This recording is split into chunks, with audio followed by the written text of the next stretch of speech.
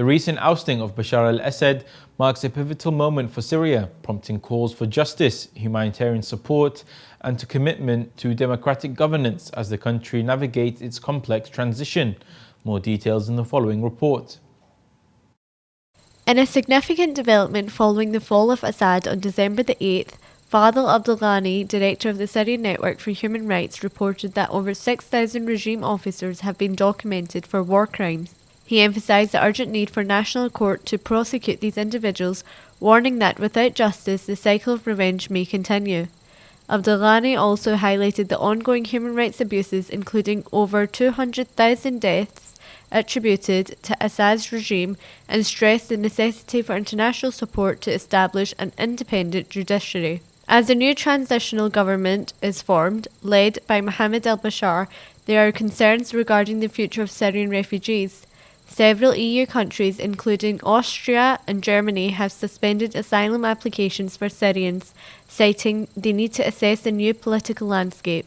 German Interior Minister Nancy Faeser noted that the conditions in Syria must improve before considering repatriation, while over 47,000 asylum claims from Syrians remain pending in Germany. The G7 leaders have expressed readiness to support a political transition in Syria, emphasising respect for human rights and the rule of law.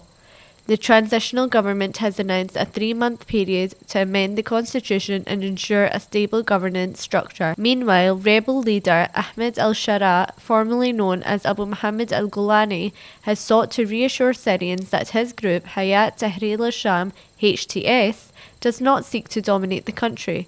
He emphasised that HTS will continue to provide essential government services and maintain order.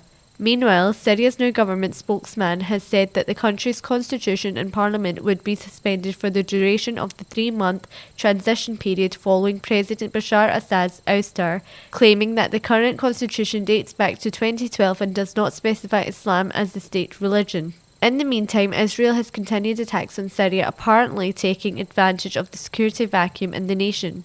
In response, the United Nations chief Antonio Guterres has said that he is deeply concerned over the hundreds of Israeli airstrikes on Syria, noting that there is an urgent need to de-escalate violence on all fronts throughout the country. Concurrently, the Shirazi-affiliated international non-violence organisation Free Muslim has welcomed the recent release of political detainees from Syrian prisons, advocating for broader reforms that prioritise human rights and freedoms.